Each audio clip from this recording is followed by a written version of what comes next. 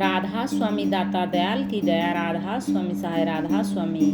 जैसा कि आप सभी जानते हैं, यह पुस्तक है अनमोल चरित्र और इसमें परम संत हजूर ताराचंद जी महाराज का जीवन चरित्र वृत्तांत है। अभी तक हमने इस पुस्तक के 292 पेज आप लोगों तक पहुंचा दिए हैं। अब हम पढ़ने जा रहे हैं पेज नंबर 292 से ही।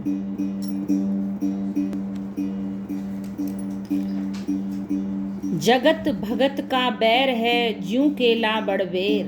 जैसा कि पिछली घटना में कहा है, ग्राम बापोड़ा का एक तथा कथित पत्रकार महोदय ने हुजूर से शालीनता की सभी सीमाओं को लांघते हुए यह कहा कि मुझे प्रति माह अमुक धनराशि देने की व्यवस्था करें, अन्यथा मैं आपके विरुद्ध सारी प्रेस में प्रतिदिन यह प्रचारित करवाऊंगा कि आपके पास आपातकाल के नायक का धन आश्रम के तहखानों में और फर्शों के नीचे दबाया हुआ है। भला क्या गंगा जल की तरह पवित्र करनी के धनी संतों पर धमकियों का कभी असर होता है? तब उस पत्रकार को नाश्ता करवाकर आश्रम से बाहर जाने को रास्ता दिखा दिया और दुष्ट आत्मा कुटिल दुष्प्रचार करने लगी। पूर्व के सभी विरोधी तथा कथित असंतुष्ट आर्य समाजी, छुआछूत के पोषक, पाखंड के प्रणेता आदि भी उसके साथ आ मिले।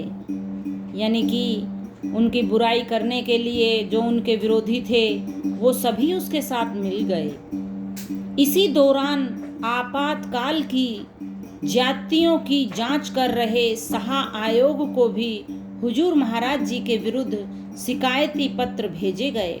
पहले तो हुजूर महाराज जी प्रत्यक्ष अथवा अप्रत्यक्ष रूप में विचलित नहीं हुए, परंतु सत्संग करने तथा भजन साधना करने में सतत अवरोध आने लगा। महाराज जी का मौन व्रत धारण करने का समय आ गया और मौन व्रत ले लिया, परंतु इससे अफवाहों का बवंडर और अधिक मंडराने लगा। अति व्यथित हृदय से हुजूर महाराज ने ग्राम दिनोद को छोड़ने का निर्णय कर डाला और वे अपने किसी प्रेमी से मुलाकात करने उत्तर दिशा में अंटा हेड पर जा पहुँचे। संतों का प्रत्येक नए स्थान पर जाने का सदैव कोई न कोई प्रयोजन होता है। वही बात यहाँ भी हुई। एक दिन के सत्संग करने से ही सूचना नजदीक के अनेक ग्रामों में तुरंत पहुंच गई कि कोई उच्च कोटि के मौनी महात्मा पधारे हैं। दर्शन लाभ के लिए अंटा गांव में सुविख्यात अखंड सदाव्रत भंडारे के आयोजक चौधरी उद्यमी राम के वंशज भी पहुँचे और अपने निवास स्थान पर उन्हें ले आए। बसंत पंचमी के शुभ दिन धर्मात्मा घर का अन्न जल ग्रहण करते ही महाराज जी गमों के थपेड़ों को भूल गए और हृदय प्रसन्न हुआ। इसी मध्य सायंकाल के सत्संग में इस परिवार ने करुणा मूर्ति का आशीर्वाद चाहते हुए प्रार्थना कर डाली कि आप हमारे खेत में से इच्छा अनुसार भूमि लेकर आश्रम की स्थापना करके यहीं रहकर हमें कृतार्थ करें। कुछ भूमि लेने की अनुमति देकर यह कहते हुए कि इसके पैसे लेने होंगे, मैं मुफ्त में जमीन नहीं लूँगा। रजिस्ट्री के उपरांत चौथे राधा स्वामी सत्संग भवन आश्रम अंटा की नींव 1977 ईस्वी में रखी। प्रतिदिन परमार्थ प्रसंगों पर होने वाले प्रवचनों की अमृत वर्षा से राधा स्वामी दयाल की मेहर के अथाह समुद्र में पुण्य प्रताप की हिलोरें उद्वेलित हो उठी। परिणामतः अंटा क्षेत्र की समस्त बंजर व कल्लरग्रस्त और शेम वाली भूमि, यानी कि जिसमें कुछ पैदा नहीं होता, परम संत की मेहर से सोना उगलने लगी और वही भूमि अत्यधिक धान व गेहूं की फसल देने लगी। एक दिन पुनः हुजूर महाराज जी के सजल नेत्र देखकर वहां बैठे प्रतिष्ठित व्यक्तियों ने पूछा, महाराज जी दुख का कारण बताइए। स्वयं दयाल रूप ने खुलासा किया कि आज फिर मुझे वापस दुखों के कुएं में धकेलने के लिए दिनोद ग्रामवासी यहाँ पहुँच रहे हैं। कई व्यक्ति कुछ घंटे बाद दिनोद से चलकर अंटा पहुँचे और उन्होंने इस बार पक्का विश्वास दिलाया कि अब आगे आपकी भजन साधना में कोई भी दखल नहीं होने देंगे। आपके गांव छोड़ने के साथ ही गांव में अनेक उत्पात प्रारंभ हो गए। महाराज जी, आप वहां पहुंचकर अपने गांव को संभालिए। वे सभी व्यक्ति यह प्रतिज्ञा करके बैठ गए कि जब तक हुजूर नहीं चलेंगे हम भी वापस नहीं जाएंगे और यहीं रहेंगे। इस प्रकार अंटा के प्रथम आगमन की समाप्ति हुई और हुजूर महाराज जी पुनः दिनोद ग्राम में पधारे। तत्पश्चात हुजूर महाराज जी अपने इस आश्रम को संभालने और अपने शीतकालीन मौन व्रत को बसंत पंचमी के दिन यहीं खोलकर सत्संग बख्शने के लिए अंतिम समय तक अंटा की पुण्य भूमि को पवित्र करने आते रहे। जब पूर्ण सतगुरु मिल जाता है तब वह उसी वक्त उसको शब्द के पीछे जोड़ देता है, प्रकाश के पीछे लगा देता है। जो प्रकाश को देखेगा और जो शब्द को सुनेगा उसका मन कभी डावाडोल नहीं होगा। मेरे ऊपर इतनी आफतें आई कि मैं ही जानता हूँ। इतनी आफतें तो कबीर पर भी नहीं आई होंगी, इतनी तो महाराज जैमल सिंह जी पर भी नहीं आई होंगी, ऐसी तो रैदास और दादू पलटू पर भी नहीं आई होंगी। मेरे ऊपर जो जो आफतें आई उन आफतों ने मेरा बुरा नहीं किया, मेरा तो भला ही किया। जिन सतगुरुओं ने संसार में आकर हेला दिया उनको आफतें ही झेलनी पड़ी। महाराज गरीबदास जी जिस गांव के थे उनको वहां से निकाल दिया गया। उन्होंने अपने नानके छुड़ानी में जाकर अपने प्राण बचाए। घीसा साहेब को भी खेकड़े से निकाल दिया गया था। उन्होंने भी दूसरी जगह जाकर समय बिताया। बाद में उन्हें कोई खेकड़े में ले आया। इस तरह से संतों को कोई बसने नहीं देता है। मुझे भी एक बार गांव से निकाला गया था। मैं आकर अंटा गांव में ठहरा था, फिर दिनोद गांव वाले जाकर मुझे वापस लाए थे। उस वक्त पर मेरा कोई वाली वारिस नहीं था, इसलिए सारा संसार ही संतों का कभी से दुश्मन होता आया है। पर संतों ने चारों युगों में रुक्का मारा कि जागो जागो, फिर भी यदि कोई नहीं जागता है तो संत क्या करे। महात्मा कबीर जी के साथ जो कुछ बीती उसका तो कहना ही क्या है। अनेक बुरी बुरी घटनाएं उनके साथ घटी। बड़े बड़े पंडित लोग उनकी परीक्षा के लिए गए। संत रविदास के साथ बहुत कुछ हुआ। संतों ने सभी युगों में रुक्का मारा है। यहाँ अंटा के लोग खूब काम करते हैं और इस गांव के सत्संगी बड़ी भारी सेवा करते हैं। मैं कह भी नहीं सकता हूँ, इसलिए मैंने आपको बताया है कि मैंने यहीं आकर अपना समय पास किया। वह समय बिताया तो ये आश्रम बन गया, पर उस वक्त के डिगे हुए आदमी आज तक काबू में नहीं आए हैं। आप कारण पूछो तो उस वक्त पर ढांडा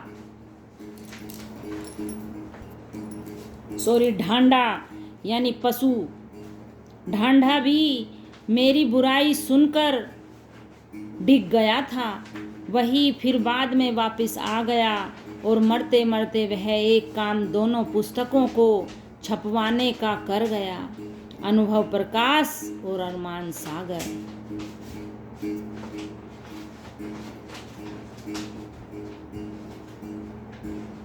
वह बड़ा भागी था, वह संभल गया था, पर उसमें कई आदमी ऐसे गए कि वे आज तक भी वापस नहीं मिल सके। राधा स्वामी बहुत ही ऊंची दौलत है। जिसको राधा स्वामी धाम का पता लग गया वह इतना ऊंचा है वह घबराएगा किससे? फिर भी वह घबराता है तो उसकी तो जगह ही नहीं है, वह तो कहीं भी कुछ भी नहीं है। यदि बुरा होता है तो राधा स्वामी दयाल का होता है, और यदि अच्छा होता है तो भी राधा स्वामी दयाल का ही होता है। उस राधा स्वामी दयाल की बड़ी भारी अपार दया है। राधा स्वामी। सरकारी जांच पड़तालें। हुजूर महाराज जी को जीवन में विभिन्न घरेलू व सामाजिक कठिनाइयों के अतिरिक्त कई बार अनेक सरकारी जांच पड़तालों का भी सामना करना पड़ा, जिनमें से कुछ का उल्लेख इस भांति है। सही राम हैरान था कि हुजूर सोते कब हैं। मेरे पास एक गुप्तचर सीआईडी वाला भी कुछ समय तक रहा।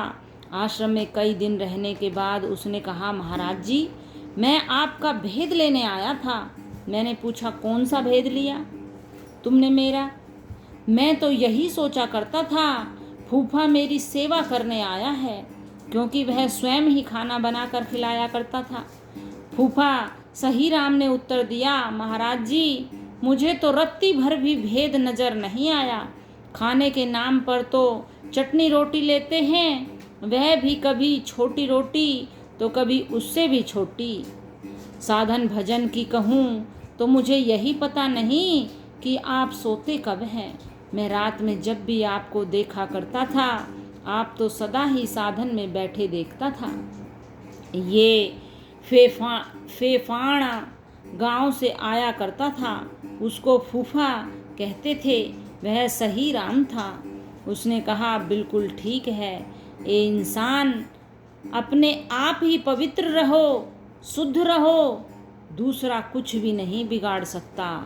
बिगाड़ सकता है यदि हमारी प्रारब्ध ही खोटी हो, तब वो हमारा कुछ बिगाड़ सकता है। यदि हमारी प्रारब्ध अच्छी रहेगी, यदि हमारे विचार शुद्ध रहेंगे, हम पवित्र रहेंगे, तो हमारा कोई भी कुछ भी बिगाड़ नहीं सकता है। राधा स्वामी। नशीले पदार्थों के बारे में दूसरी जांच पड़ताल। देश में 1975 में जब आपातकाल की घोषणा की गई तो भारत सरकार ने जनसाधारण, शहरी धनाढ्यों, राजनीतिक लोगों के साथ साथ धार्मिक स्थलों पर भी पूर्ण निगरानी के आदेश दे दिए थे। इसी कड़ी में भारत सरकार के गुप्तचर विभाग के एक अधिकारी गंगटोक के सीमांत क्षेत्र से स्थानांतरित होकर दिनोद धाम पहुँचे। उसने अपने आप को साधक यानी अभ्यासी होने के कुछ प्रमाण देकर हुजूर महाराज जी से कुछ समय आश्रम में रहकर साधना करने हेतु अनुमति मांगी। उन कृपा के सागर ने अपने निर्मल स्वभाववश इजाजत बख्श दी और यह व्यक्ति धोती, नेति, वस्ती, बिजरोली आदि क्रियाओं का प्रदर्शन करने के साथ साथ पूरी जांच पड़ताल करता और साथ साथ ही अपनी रिपोर्ट भारत सरकार को भेजता रहा। कई मास उपरांत एक प्रातः यह अधिकारी अपने कमरे से अचानक नदारद पाया गया। उसने कोई पूर्व सूचना किसी को भी जाने के बारे में नहीं दी थी।